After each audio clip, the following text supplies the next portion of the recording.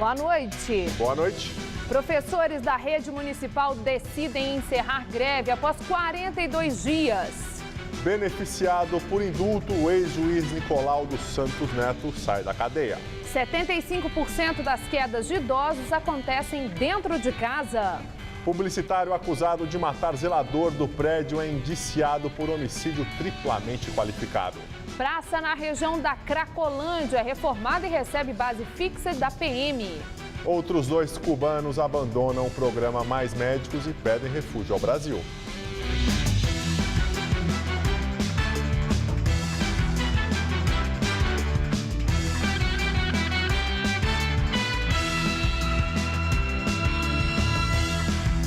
A estatística do Corpo de Bombeiros de São Paulo mostra que, por ano, cerca de 120 mil idosos sofrem queda dentro de casa. Os incidentes correspondem a quase metade das hospitalizações por traumas. Hoje, nossa equipe acompanhou um destes resgates feitos diariamente na capital.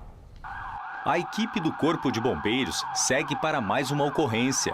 O destino, o bairro do Ipiranga, na zona sul da capital.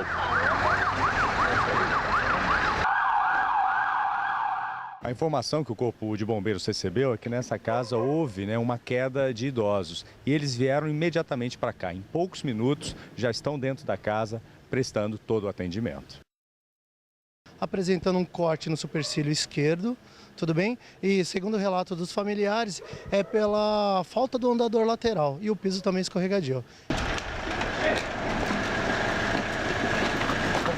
A vítima é seu Niro, de 83 anos. Como ele tem essa coisa de esportista, que ele sempre praticou muito esporte, ele sabe que tem que deixar a cabeça um pouco alta, então ele manteve a cabeça erguida e a gente aguardou até o serviço de atendimento vir aqui verificar se a gente poderia locomover ele ou se eles fariam a locomoção para nós. O Corpo de Bombeiros atendeu no ano passado 125 mil casos no estado, 40 mil só na cidade de São Paulo. Principalmente no local onde o idoso dorme, que tenha aí um telefone fácil, bem ao lado da cama, para que qualquer emergência ele deva chamar o Corpo de Bombeiros para comparecer no local. Aqui no Centro de Referência do Idoso tem até um laboratório que simula uma residência e tem até as armadilhas que a gente encontra dentro de casa. Aqui na sala, o primeiro obstáculo, a mesinha de centro, e aqui a orientação. A dica é evitar móveis em locais de passagem. Agora a gente vai mostrar o quarto e aqui outros problemas. Um deles, olha só, é o tapete que deve ser retirado. Mas ali os calçados inadequados, que também podem promover algumas quedas. Mas os acidentes mais graves acontecem num outro cômodo da casa, o banheiro. A gente percebe que o idoso ele vence mais a resistência dele quando outras pessoas contam, olha, eu caí naquele tapetinho, opa, então vou tirar meu tapetinho.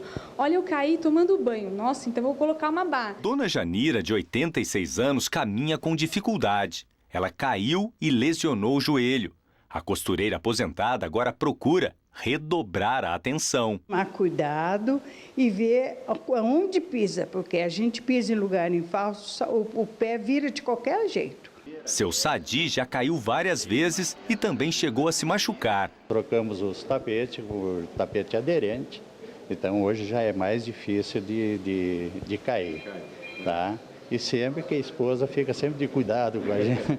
Sempre atenta, né? Sempre atenta, né? A gente tem que tomar cuidado. Quando ele caiu, o que a senhora pensou? Nossa, eu não estava em casa, mas fiquei preocupada. Fica um pouquinho de culpa, né? Por causa do tapete. Professores da Rede Municipal de Ensino de São Paulo encerram a maior greve da história da categoria. A paralisação durou 42 dias. Os profissionais decidiram retomar o trabalho após reunião com representantes da Prefeitura. Desde a última sexta-feira, um grupo acampava em frente à sede da Prefeitura no centro da cidade. Hoje à tarde, eles realizaram uma assembleia em frente à Câmara Municipal. Segundo o sindicato, a Prefeitura aceitou incorporar o bônus de 15,38% ao piso salarial dos professores com nível superior que cumprem jornada semanal de 40 horas aula. A mudança estende o reajuste aos profissionais aposentados e inativos. A categoria pedia a incorporação imediata e integral do valor. mas aceitou a proposta da Prefeitura de incorporar 5,54% do bônus em maio de 2015 e outros 2% em 2016. Com isso, o piso salarial dos professores da rede municipal de ensino sobe de cerca de R$ 2.300 para R$ 3.000. Durante a greve, os professores realizaram diversas manifestações e interditaram importantes vias da capital paulista. Desde a última sexta-feira, um grupo acampava em frente à sede da prefeitura, no centro da cidade. Mais 2 médicos cubanos decidem abandonar o programa Mais Médicos do governo federal e pedir refúgio ao Brasil. Eles alegam que recebem bem menos que os outros médicos do programa e que têm direitos cerceados pelo governo de Cuba, mesmo vivendo em solo brasileiro. Raul Vargas e Ocanis Borrego deixaram a pequena cidade de Senador José Porfírio, no interior do Pará, e decidiram pedir ajuda no programa de apoio ao médico estrangeiro criado pela Associação Médica Brasileira. Os dois disseram que decidiram abandonar o Mais Médicos depois da repercussão do caso da médica Ramona Rodrigues, que pediu refúgio aos Estados Unidos. Foi por causa dela que eles souberam que os médicos cubanos ganham bem menos que os outros profissionais do programa. O salário de um médico do Mais Médicos é de R$ 10.000, mas os cubanos não recebem diretamente do governo brasileiro. O salário vai para o governo de Cuba, que repassa aos profissionais $1.000, pouco mais de R$ 2.000. Foi Ramona la que nos abriu os olhos, foi por Ramona que vimos que realmente nos estavam maltratando, nos estavam, como diz o doutor Florentino, escravizando. Além de ganhar menos, os médicos dizem que tinham a vida controlada por supervisores de Cuba. Precisavam pedir autorização para receber visitas e até para sair da cidade. Em Cuba, eu penso, e é meu pensamento, que os médicos somos uma mercancía. Te forman como médico para depois adquirir recursos, adquirir dinheiro. Alcanis e o Raul já protocolaram um pedido de refúgio na Polícia Federal e eles já podem permanecer no Brasil até o julgamento deste pedido. Neste período, eles pretendem trabalhar em áreas administrativas com a ajuda da Associação Médica Brasileira e também estudar para revalidar o diploma, porque eles querem atuar como médicos aqui no Brasil. Raul tem 51 anos, já atuou para o governo cubano na Venezuela e no Paquistão. Ocanis, de 29 anos, trabalhou por 2 anos na Bolívia. Os dois estão no Brasil desde novembro de 2013. Agora que decidiram abandonar o programa, temem pela família que ficou em Cuba. Se podem tomar represálias, por exemplo, minha hija está terminando agora para entrar na universidade. As universidades allá são públicas, já não há universidades privadas. E uma das represálias que podem tomar é não deixar entrar na universidade. O Brasil recebeu cerca de 13.000 médicos cubanos desde o início do programa Mais Médicos e estima-se que apenas 7 tenham abandonado o trabalho. A Associação Médica Brasileira diz que já recebeu pedidos de ajuda de pelo menos outros 30 profissionais de Cuba. Nós não aceitamos cerceamento sob qualquer hipótese da liberdade de expressão e de locomoção. Assim como nós não compactuamos com qualquer trabalhador, seja ele de qualquer lugar, desempenhando a mesma função, que se segregue a um grupo deles, pagar um valor diferente dos outros. Procurado pelo Jornal da Gazeta, o Ministério da Saúde não se manifestou sobre o caso até a exibição desta reportagem. Publicitário acusado de matar zelador de prédio na Casa Verde, zona norte de São Paulo, é indiciado por homicídio triplamente qualificado. A mulher dele não foi indiciada, mas a polícia ainda apura se ela teve participação na ocultação do cadáver. O casal deixou hoje o distrito policial de número 13, na zona norte de São Paulo. E cada um foi para uma carceragem de uma delegacia diferente, também na capital. Os dois tiveram a prisão temporária de 20 dias decretada pela Justiça. O publicitário Eduardo Martins foi indiciado por homicídio triplamente qualificado, já que confessou ter esquartejado o zelador. Ele foi preso ontem em flagrante, tentando queimar as partes do corpo em Praia Grande, no litoral paulista. Em depoimento, contou que perdeu a cabeça quando o zelador ameaçou o filho do publicitário caso fosse agredido. Se revoltou e entrou em luta corporal. E é isso que aconteceu. Essa é a versão dele. O casal morava há 10 anos no 11º andar deste prédio aqui na zona norte de São Paulo. Eduardo Martins, de 47 anos, formado em publicidade, não tinha emprego fixo. Passava o dia dentro de casa, mas fazia alguns trabalhos como freelancer em design para banners. Já Ieda Cristina Martins, de 42 anos, advogada, trabalhava em escritório próprio. Eles têm um filho de 11 anos de idade que agora está com parentes. Os três aparecem juntos nas imagens captadas pelo circuito de segurança do prédio, onde também aparece a mala com o corpo do zelador dentro. Para a polícia, é muito difícil acreditar que uma mulher esclarecida possa não ter desconfiado do peso da mala. Olha, eu não acredito, porque o peso da mala com roupa tem um certo peso. Ao passo que um corpo dentro de uma mala, ele muda totalmente o peso. Quer dizer, um varia em 20, 25 quilos, enquanto o outro é 50, 60 quilos. Trata-se de uma pessoa esclarecida que ela poderia ter observado os contornos da mala e verificar até mesmo que ali não tinha roupa. As autoridades ainda não indiciaram Ieda Cristina. Querem confirmar se ela teve realmente participação na ocultação do cadáver. O zelador Gesi Lopes de Souza desapareceu no prédio onde trabalhava, na Zona Norte, na sexta-feira. A última imagem registrada pelas câmeras de segurança mostra o zelador saindo com cartas na mão. Outras imagens mostram Eduardo Martins saindo com malas. Segundo a polícia e familiares da vítima, ambos brigavam por questões como a entrega de jornais e a divisão de vagas da garagem. Segundo o advogado do casal, Eduardo está arrependido e garante que fez tudo sozinho. Negou usar remédios ou ter algum tipo de doença. Está arrependido. Ele não acordou pensando, vou matar alguém, não. Ele simplesmente aconteceu, foi uma fatalidade no fato. E aí, ele viu numa situação que ele não sabia o que fazer. Ex-governador do Distrito Federal é preso. Paulo Otávio foi preso na noite de ontem quando saía de um escritório em Brasília. Ele é acusado de integrar uma organização criminosa que corrompia servidores públicos em troca da concessão de alvarás a empreendimentos imobiliários da empresa de propriedade dele.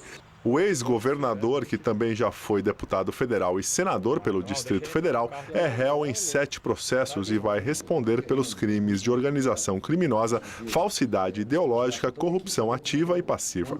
Em 2010, Paulo Otávio governou o Distrito Federal por 2 semanas, quando substituiu o ex-governador José Roberto Arruda. Os dois renunciaram ao cargo porque são investigados no processo que ficou conhecido como Mensalão do DEM. O ex-juiz Nicolau dos Santos Neto, conhecido como Lalau, deixou nesta manhã o presídio de Tremembé, no interior de São Paulo, onde estava detido desde março de 2013. Ele foi beneficiado pelo indulto pleno assinado pela presidente Dilma Rousseff em dezembro de 2012. O documento concede liberdade para presos com mais de 60 anos que cumpriram mais de 1/3 da pena e que estejam com problemas de saúde.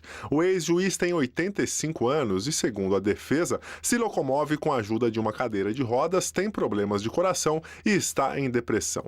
Nicolau dos Santos Neto foi preso no ano 2000 por, na década de 90, participar de um esquema que desviou cerca de 170 milhões de reais, 1 bilhão em valores corrigidos, na construção do Fórum Trabalhista de São Paulo. Na época, Lalau era presidente do TRT. E agora vamos ao comentário de política com José Neumann e Pinto.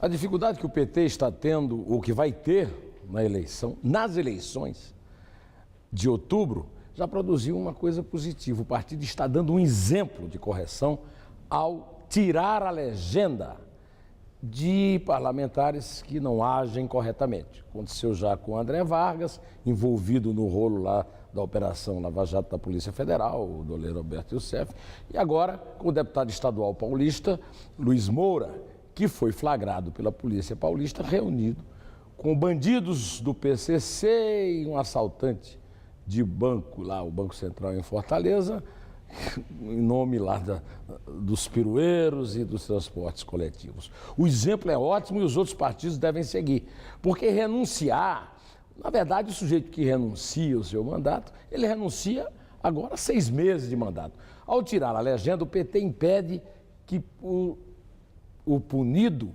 venha a se reeleger e tenha mais 4 anos de mandato. O PT precisa continuar nessa linha, mesmo sem ter dificuldade na eleição, e os outros partidos deveriam imitá-lo.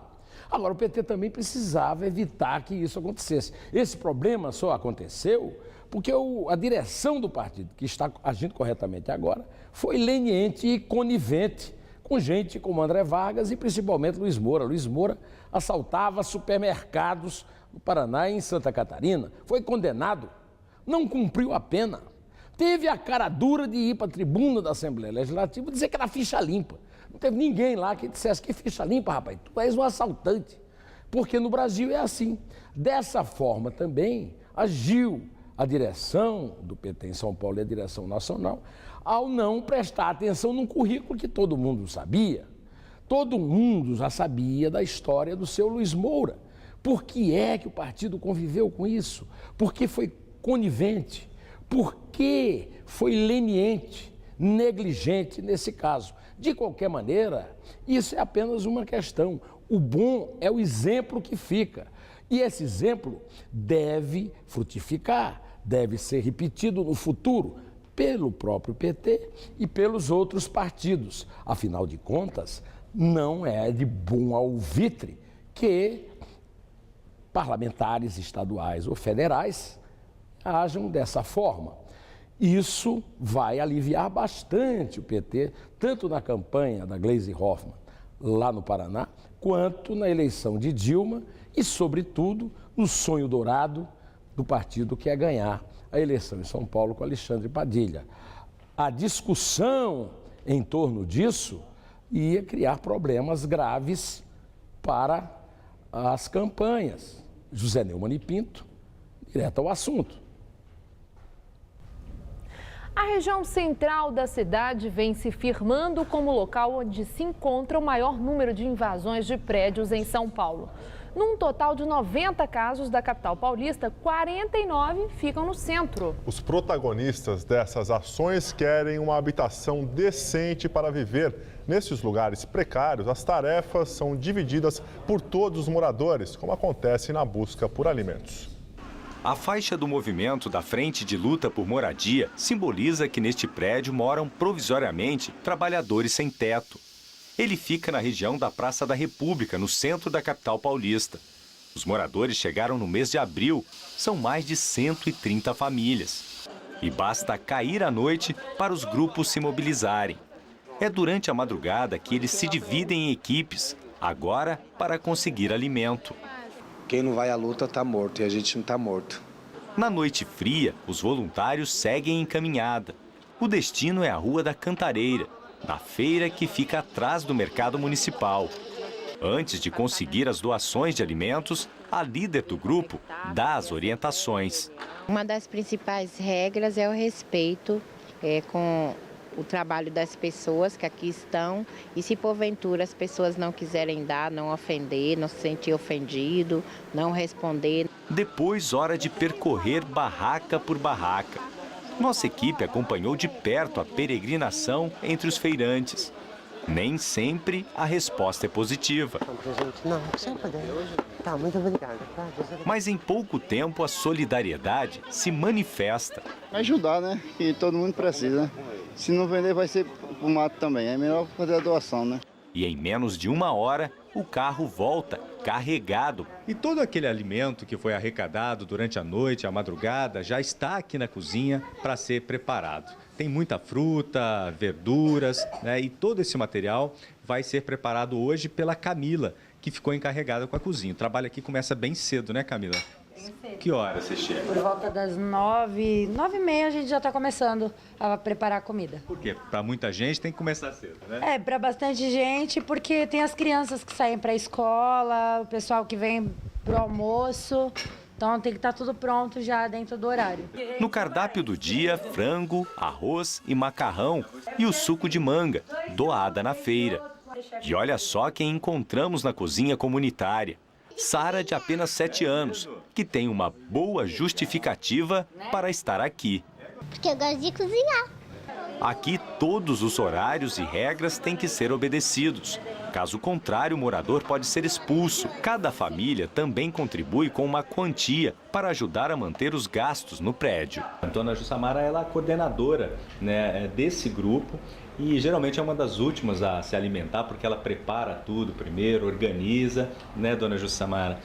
E a prioridade são as crianças. Na hora do almoço aqui, servir primeiro elas. As mães que têm filho, elas são as primeiras a serem separadas para um espaço mais adequado para elas com os filhos. Depois os idosos, né?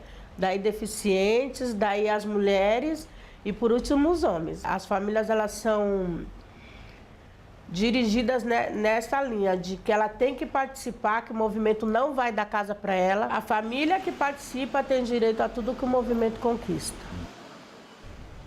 E segundo a Prefeitura, o déficit habitacional na cidade de São Paulo é de 230 mil moradias. A administração municipal informa ainda que desde janeiro do ano passado viabilizou terrenos para a construção de 46 mil moradias. Destas, 2.400 já foram construídas, outras 13 mil estão em construção e 16 mil prestes a iniciar a obra. Outras 18 mil residências estão em fases de aprovação ou elaboração do projeto. Depois de passar por uma grande reforma, foi reaberto hoje o Largo Coração de Jesus em Campos Elíseos, no centro de São Paulo. O lugar fica na região conhecida como Cracolândia, por causa do grande número de dependentes químicos que frequentavam o local. Para evitar que isso ocorra novamente, uma base fixa da Polícia Militar foi inaugurada na praça. A reinauguração da praça contou com a presença do secretário de Segurança Pública do Estado, Fernando Grella, o governador Geraldo Alckmin e o prefeito da capital, Fernando Haddad. Visitaram a base fixa da PM, as quadras de esportes e áreas de lazer para as crianças. Depois de visitarem a nova praça, Haddad falou ainda sobre a importância da revitalização da área e que o objetivo é transformar todo o centro. Acho que nós vamos a cada dia encontrar novas tecnologias sociais para melhorar a situação dos dependentes, tratando os doentes e dando à população que mora no local uma perspectiva, né, de resgatar o que o Campos Elíseos e a região da Luz foram para São Paulo. O governador Geraldo Alckmin diz que a região deve receber outras melhorias, como um novo hospital para mulheres, e ressaltou o combate à dependência química. O número de dependentes químicos vem reduzindo. Não é um trabalho tem que perseverar, né? Mas é um trabalho permanentemente que está sendo feito. O presidente do Conselho de Segurança da região central falou que é preciso ampliar os atendimentos para outros bairros. Para ele, caso contrário, Campos Elíseos continuará sendo apelidado de Cracolândia. A partir do momento que você diz que vai ter a internação, mas que vai acontecer aqui nesse quadrilátero, a partir do momento que você diz que vai dar oportunidade de trabalho, que você vai internar ou que você vai, na verdade, colocar dentro de um abrigo, tudo é aqui. Aí o que você está acontecendo é uma migração muito grande, gente do Brasil inteiro está vindo para cá. Toda a revitalização da praça foi por conta da iniciativa privada, uma tentativa de fazer com que moradores e visitantes do bairro se sintam mais seguros com a presença 24 horas da Polícia Militar. A estátua de bronze do bispo Dom José de Camargo Barros, que fica na praça, está sem uma das mãos, que pode ter sido arrancada no período em que a praça esteve abandonada e sob o domínio dos dependentes químicos. Durante meses, este foi o local em que o tráfico de drogas acontecia a céu aberto, a qualquer hora do dia. Agora, a vizinhança já pode até se exercitar na academia da praça e sem medo. Melhorou 100% do que era antes, né? Mais organizado, polícia na área, ficou melhor. E a capital paulista registrou um novo recorde de frio nesta última madrugada. A maior parte da cidade amanheceu com os termômetros marcando apenas 9,8 graus. De acordo com o CGE, o Centro de Gerenciamento de Emergências, alguns pontos da capital registraram mais frio ainda. O aeroporto Campo de Marte registrou 8 graus e Parelheiros, na Zona Sul, teve mínima de 5,6 graus. Durante a tarde, o sol brilhou forte, mas não esquentou muito. Vamos ver como fica o tempo amanhã no Brasil e no estado de São Paulo com Mariana Armentano. O frio continua em todo o centro-sul do país nesta terça-feira e deve gear nas serras e planaltos gaúchos e catarinenses. Uma grande massa de ar frio e seco ainda predomina sobre o sul, parte do sudeste e também do centro-oeste do país. Nessas áreas, o dia fica ensolarado, mas as temperaturas continuam baixas.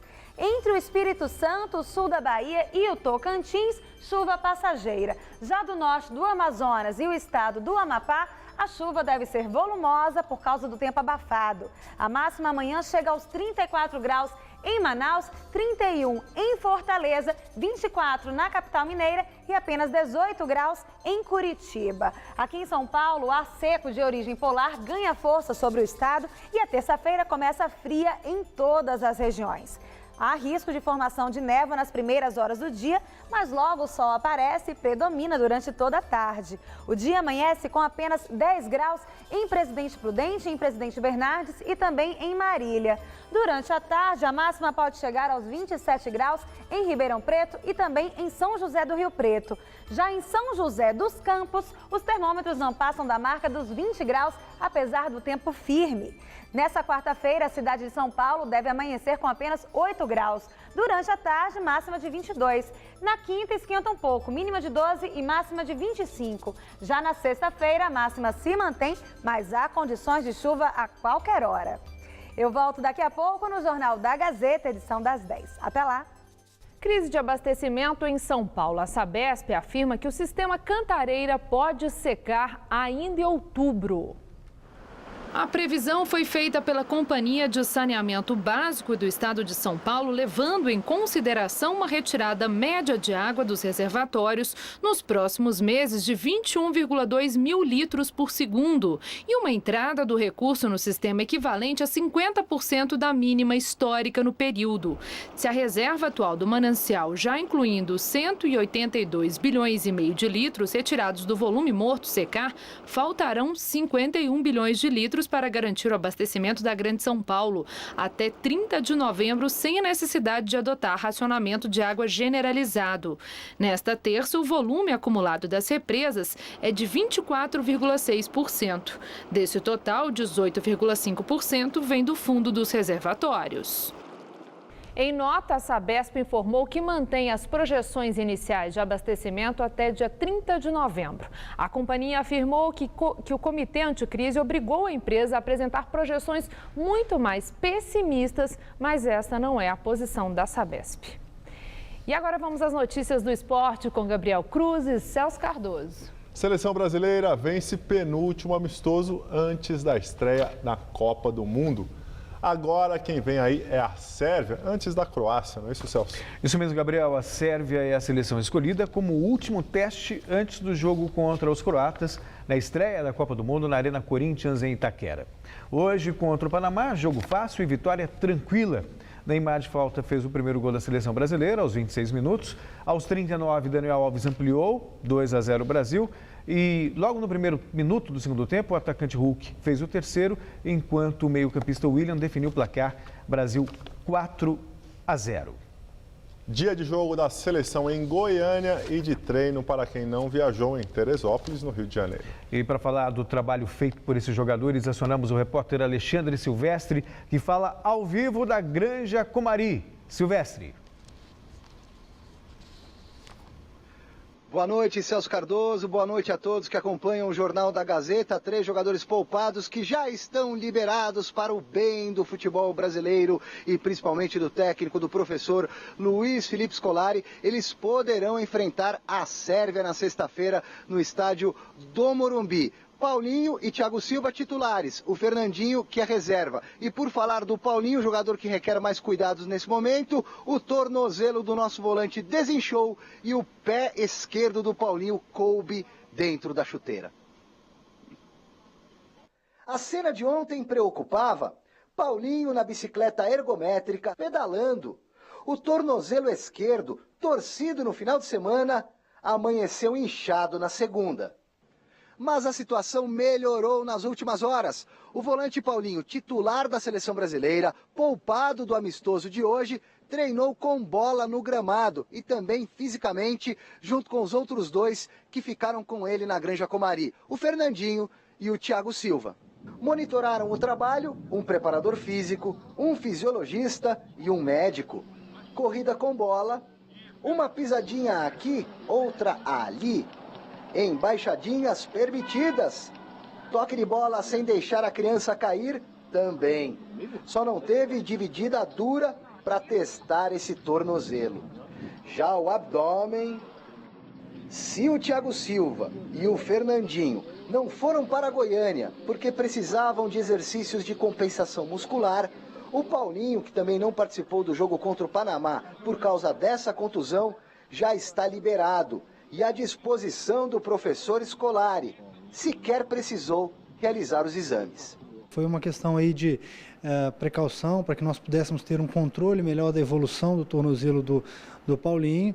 Ele teve condições de recuperar melhor e nós não tivemos aí risco de potencialmente piorar aquela entorse que ele teve. Então amanhã eles vão treinar junto com o grupo e a gente vai traçar a estratégia mais adequada para o último amistoso antes do início da competição. Os três devem estar mais confiantes e otimistas mesmo, tanto que no finalzinho do treino dessa terça-feira, brindaram alguns fãs com fotos e autógrafos. Celso, falando do jogo do Brasil contra o Panamá, a seleção fez o que todo mundo esperava. Venceu, jogando bem, o Filipão ainda fez umas mudanças para testar quem está ali no banco de reserva esperando uma vaga. Né? O Panamá é uma seleção tecnicamente muito mais fraca que o Brasil. O Brasil acabou fazendo a lição de casa, cumpriu com o papel dele. Não foi de empolgar, mas foi uma vitória convincente, 4-0. E aí fica a expectativa agora para o jogo contra a Sérvia, que vai ser um adversário mais difícil e que o Filipão vai poder contar com o Paulinho, que é titular indiscutivelmente nessa seleção brasileira, e o William está ganhando muito espaço, Gabriel. Por enquanto ele está entre os reservas. Podemos chamá-lo de... Ele está ganhando ou o Oscar está perdendo? Não, as duas coisas. O Oscar não tem jogado tão bem e o William tem treinado muito bem e jogado bem. Entrou hoje, fez gol. Acho que deve ser surpresa na Copa do Mundo como titular. Enquanto o estádio em Itaquera ainda requer ajustes para a abertura do Mundial, o Maracanã, apesar de estar no estágio mais avançado, também. São pequenos acertos, né? Mas que ainda estão em andamento. Tá a fim de dar um giro, um rolê pelo Maraca? Não? Então rodou, vai dar vários. O Brasil só deve jogar nesse tapete verde se chegar à final da Copa. Dos 200 mil lugares do passado, a capacidade no presente cai para 80 mil. Estádio confortável, que não tem mais o charme dos velhos tempos. A geral já era. Agora só cadeirinhas. O anel das arquibancadas não impõe mais o mesmo respeito. As dimensões do campo também não, reduzidas. O público fica mais perto. Readequações padrão FIFA ao preço de 1 bilhão e 300 milhões de reais. Se aqui dentro do Maracanã restam apenas alguns retoques, como por exemplo os do gramado, lá fora tem muita coisa ainda para ser feita. O estacionamento interno parece depósito de entulho, de equipamentos e de materiais à espera de instalação. Um camarote VIP quase pronto, o outro nem tanto. Saindo do complexo, a fachada do Maracanã está preservada. Contudo, quem procura acha. Monumento vizinho despencando. Obras pequenas rodeiam a nova arena. Passarelas de acesso, tubos em frente às bilheterias, eletricistas evitando um curto-circuito. Parte do entorno está revitalizada, tem até ciclovia, bacana. E muitos turistas, sul-americanos, casalzinho da Nova Zelândia e argentino a dar com pau. No dia 13 de julho, na decisão da Copa, esse lugar será o centro do mundo. Que esteja pronto, lotado de brasileiros e com uma bela notícia para o país do futebol. Que o Brasil possa jogar lá, só vai jogar a final. Chegar na final. Se chegar. Valeu, Celso. Boa noite, até amanhã. Estela, com você? Na véspera dos 25 anos do massacre na Praça da Paz Celestial, China defende a ação do governo na época. Segundo o ministro das Relações Exteriores do país, o governo escolheu o caminho correto para o bem do povo. Além disso, a China ainda reforçou a segurança na praça e bloqueou várias páginas do Google. O massacre ocorreu no dia 4 de junho de 1989, na Praça da Paz Celestial, em Pequim. Ele nunca foi lembrado oficialmente na China. O governo chinês também nunca revelou o número real de mortos no massacre. A cena de um rapaz enfrentando uma fileira de tanques sozinho ficou muito famosa durante o ocorrido. Até hoje, ninguém sabe o que aconteceu com ele. Na época, os jovens que ocupavam a praça há semanas lutavam contra a linha dura do Partido Comunista Chinês, pedindo por mais democracia e reformas políticas e sociais no país. E agora vamos ao comentário de política internacional com João Batista Natali. Vamos falar hoje sobre a China. Há exatamente 25 anos, o exército chinês praticou um massacre covarde contra manifestantes desarmados no centro de Pequim. Eles exigiam democracia e liberdade de expressão. As manifestações aconteceram na Praça Tiananmen, ou Praça da Paz Celestial. Ela é um dos cartões postais mais conhecidos da China. É por ela que se entra na Cidade Proibida, um conjunto de palácios que abrigou imperadores chineses. Não sabemos quantos manifestantes foram mortos naqueles dias. Foram apenas centenas, foram milhares ou mais de 100 mil. A ditadura chinesa tem a resposta, mas não conta para ninguém. Vamos recapitular. Em 1978, começaram as reformas econômicas que levaram a China a uma curiosa ambiguidade. Ela criou uma economia de mercado muito dinâmica, mas não abriu mão da ditadura do Partido Comunista. As pessoas tinham a liberdade de virar empresários, mas não tinham a liberdade de criar partidos e de fazer pela internet críticas ao governo. O estopim da reforma foram a morte e os funerais de um dirigente reformista, Hu Yaobang, que era favorável a reformas democráticas. A contestação à ditadura chegou a reunir em Pequim 1 milhão de estudantes, operários e gente da nova classe média. Foi a maior revolta contra o regime desde que ele foi instituído, em 1949. Agora, em 2014, a ditadura chinesa tem medo das comemorações dos 25 anos do movimento. Nos últimos dias, já prendeu jornalistas, professores e defensores dos direitos humanos. E o que restou daquele período são imagens eloquentes, muito fortes, sobretudo a do homem do tanque, um cidadão anônimo vestindo camisa branca que impediu o avanço de uma coluna de blindados na Praça Tiananmen. Ninguém sabe quem ele foi, nem o que aconteceu com ele. Ele teria sido fuzilado 2 semanas depois. A revista americana Time o qualificou como uma das 100 pessoas mais importantes do século XX. Um verdadeiro mártir da liberdade. É assim que o mundo gira. Boa noite. Está sendo lançado hoje na Livraria Cultura do Conjunto Nacional, em São Paulo, o livro Novo Manual de Marketing Político do jornalista Gaudêncio Torquato. O novo Manual de Marketing Político faz uma análise da evolução da última década, mostra tendências para as próximas eleições e também critica a sofisticação das campanhas eleitorais, que muitas vezes são mais disputadas entre os marqueteiros do que entre os próprios candidatos.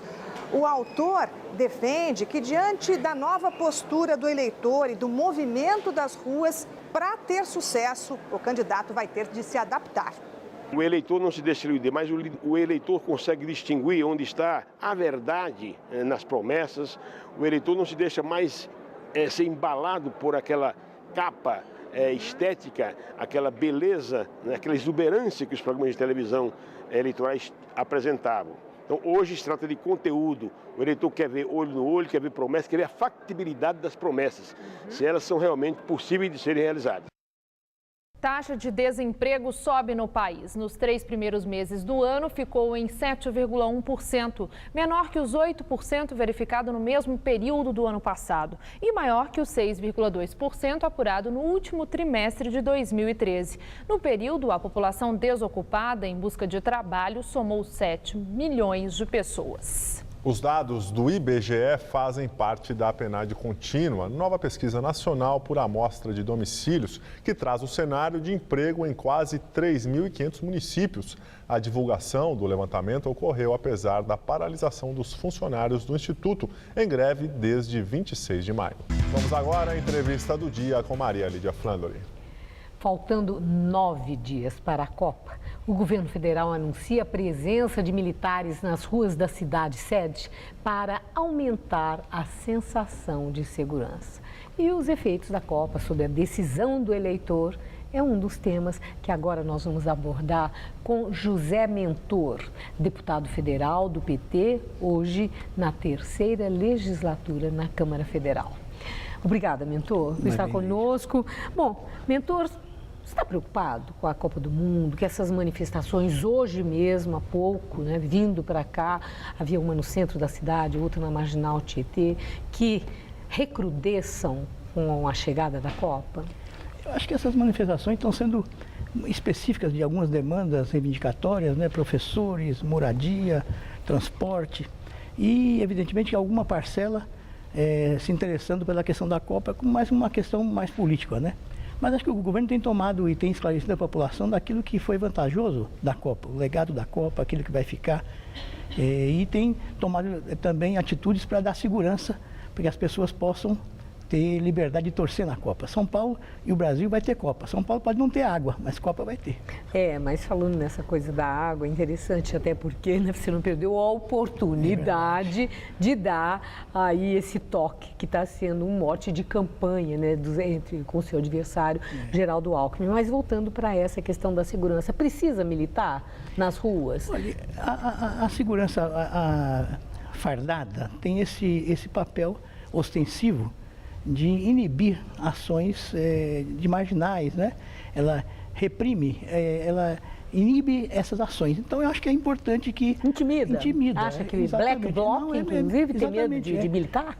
Polícia militar? Não só Black Bloc já é um pouco diferente porque ele tem uma inspiração de outra natureza. Mas a polícia fardada tem essa função inibidora. Então, acho que a presença mais forte é importante para que isso ocorra com realidade. E a questão da repercussão do evento, tudo aquilo que já veio vindo, os movimentos não à Copa, as redes sociais continuam até mais do que as ruas, né, nessa campanha. Isso pode trazer um prejuízo para os candidatos do PT, uma vez que o governo federal é governo do PT? Olha, Lídia, eu não acredito muito nisso, sabe? Pode ser que tenha algum tipo pequeno de influência, porque o brasileiro hoje está e vai se envolver cada vez mais. Hoje, Goiânia deu um exemplo forte de como é que o brasileiro está envolvido com a seleção, coisa bonita.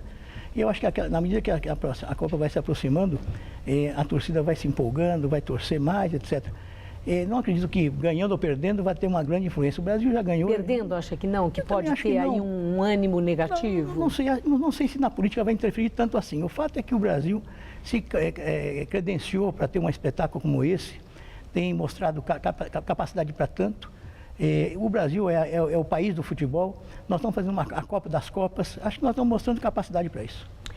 Bom, agora o PT está enfrentando momentos difíceis. O próprio presidente Lula, na última entrevista que ele deu à revista Carta Capital, fez uma menção sobre nomes do PT que tem tido condutas que são reprováveis sob todos os pontos de vista, inclusive o criminal. É o caso de André Vargas, foi esse caso agora de São Paulo, do Luiz Moura, deputado estadual, que o partido suspendeu por 60 dias, inclusive está cancelada a candidatura dele à reeleição.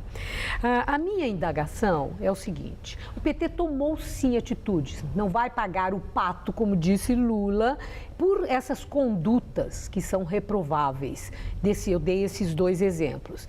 Uma atitude do partido bem diferente da que tomou quando houve o julgamento do chamado mensalão com a condenação de vários petistas. A minha indagação é por que as condutas diferentes, quando esses aqui, que estão sendo agora denunciados, não foram sequer julgados? Por que o PT foi inclemente com eles e não foi com os outros? Eu acho que são momentos totalmente diferentes, situações bastante distintas. Sim, pessoas distintas de história política completamente diferente também. Nem tantas pessoas. Eu acho que cada um de nós, por exemplo, eu me sinto como cidadão, como advogado e como petista, no dia de exigir a defesa de todos. Mas acho que os momentos políticos são totalmente distintos. Eu acho que as situações atuais do André Vargas e do Luiz Moura poderiam ter tido uma repercussão e uma exploração de outro tipo. Nós vamos ter uma eleição, estamos no começo de uma eleição, e qualquer processo investigatório duraria a investigação inteira, a eleição inteira. Isso poderia ser explorado pela oposição de uma maneira contundente. Lá no outro caso não, foi em outro momento, antes de uma eleição, no ano anterior da eleição, acho que diferente. Agora, veja que uma coisa é engraçada, nós tivemos... Quer dizer, mais uma medida de prevenção agora, seria isso, de proteção? Proteção política para disputar a eleição numa outra situação. Claro que o Luiz Moura e o André vão ter um momento de se defender, apresentar os seus argumentos e poder, num dado momento, se explicitar. Agora, veja só como é que é a situação real, né? Hoje nós tivemos essa questão do Luiz Moura numa reunião de cooperativas, discutindo o transporte alternativo em São Paulo e a presença de uma organização clandestina, criminosa. Sim. E o problema é o Luiz Moura. E por que não se levanta? Como é que pode uma organização clandestina criminosa participar de uma ação de transporte coletivo em São Paulo e ninguém pergunta como é que a polícia e o governo não tomam providência? Veja, uma organização... Quer dizer, no seu entender, é responsabilidade da segurança pública? Mais que isso. O PCC hoje domina os presídios, comanda o crime organizado dos presídios, até a fogo em ônibus, de pé da ônibus. Será que Mas não você existe... não está desviando o foco da questão? São questões separadas, isso é verdade, claro. Sim. Da mesma forma que aquela reunião tendo a presença dessas pessoas e de um deputado. Isso, qualquer cidadão que queira participar de uma cooperativa de transporte alternativo em São Paulo, vai se reunir com o PCC? Dependendo do relacionamento, até pode. Não, qualquer reunião de cooperativa, já com o PCC, esqueça o Luiz Moura, já está suspenso, já saiu, né, não vai ser candidato, tudo muito bem. Um cidadão qualquer que queira ter uma perua e queira transportar coletivo em São Paulo, vai se reunir com o PCC? Essa aqui é a questão. E nós não falamos disso. Nós temos que cobrar do governo de São Paulo, do governador Alckmin, do secretário da Segurança, por que o PCC está infiltrado no transporte coletivo alternativo de São Paulo. Essa é a questão que a sociedade tem que cobrar. O PT já tomou providência em relação ao Luiz Moura, está tomando a providência. E a sociedade? Terminamos a nossa entrevista com essa colocação sua e essa indagação. Vamos pensar. Muito obrigada. Uma boa noite. Igual para você. Estela. A Prefeitura de São Paulo abre agora à noite o Centro Aberto de Mídia, que será um espaço reservado para o trabalho da imprensa nacional e estrangeira durante a Copa. Vamos ao vivo conversar com a repórter Sabrina Pires, que está na região central da cidade e tem outros detalhes. Sabrina? Estela, essa abertura vai acontecer daqui a pouquinho com a presença do prefeito Fernando Haddad, prefeito de São Paulo, o ministro do Esporte Aldo Rebelo e outras autoridades relacionadas à organização do evento aqui na capital paulista. Esse espaço para receber jornalistas nacionais e estrangeiros já está pronto, são cerca de 100 mesas de trabalho, com acesso à internet, monitores de TV para poder acompanhar os jogos, enfim, tudo isso aqui no centro de São Paulo, num centro cultural da prefeitura, no Vale do Anhangabaú, que vai funcionar das 9 da manhã até as 10 horas da noite, todos os dias até o fim do Mundial. Esse espaço é uma alternativa àqueles jornalistas que não conseguiram ser credenciados no Centro de Mídia da FIFA. Voltamos ao estúdio. Obrigado, Sabrina. Rei da Espanha aparece junto ao filho, o príncipe Felipe, pela primeira vez após a abdicação. O rei Juan Carlos e o sucessor Felipe, o príncipe das Astúrias, participaram de uma cerimônia militar no mosteiro de San Lorenzo de El Escorial, nos arredores de Madrid. Dentro de alguns dias, o príncipe Felipe assumirá o trono e vai assumir os cargos de chefe de Estado e chefe supremo das Forças Armadas. Hoje, o gabinete real se reuniu para discutir os próximos passos do príncipe Felipe. Ontem, o monarca Juan Carlos abdicou ao trono em favor do seu filho, com a justificativa de que essa era a hora de abrir uma nova etapa de esperança na Espanha. Em tempos de crise econômica, a monarquia espanhola vem sendo duramente criticada por gastos excessivos e também por escândalos sexuais envolvendo o rei e suas amantes.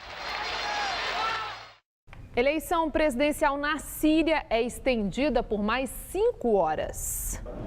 Devido ao grande volume de eleitores que foram às urnas, a votação foi estendida até meia-noite do horário local, segundo o governo sírio. A eleição deve confirmar no poder o ditador Bashar al-Assad, que assumiu a presidência há mais de 14 anos. Assad depositou seu voto ao lado da esposa, na capital do país, Damasco. O presidente sírio só tem como rivais 2 candidatos autorizados por ele, o deputado Maher Rajar e o empresário Hassan al-Nuri. Ele deverá ser eleito para mais 7 anos no comando da Síria. O secretário-geral da Organização do Tratado do Atlântico Norte, Andres Rasmussen, declarou que as eleições presidenciais do país são uma farsa. Na Polônia, o presidente americano Barack Obama anuncia fundo de $1 bilhão para reforçar a presença militar americana na Europa. O presidente norte-americano ainda informou que vai reavaliar o seu contingente militar na Europa. Em sua passagem por Varsóvia, durante a viagem de 4 dias pelo continente europeu, Obama garantiu que o compromisso dos Estados Unidos com a segurança europeia é sagrado. O presidente também pediu à Rússia que use sua influência ante os separatistas pró-russos no leste da Ucrânia para evitar novos conflitos. No final da semana, Obama viaja para Bruxelas para uma reunião com os líderes do G7 e em seguida vai para a França para a comemoração do 70º aniversário do desembarque do dia D na Segunda Guerra Mundial. E o Jornal da Gazeta fica por aqui. A edição de hoje pode ser vista daqui a pouco no site youtube.com/Jornal da Gazeta. Mais notícias no Jornal da Gazeta, edição das 10. Uma boa noite. E nós voltaremos amanhã às 19 horas. Uma excelente noite para você e até lá. Conheça um restaurante especializado em coxinhas no Hoje Tem.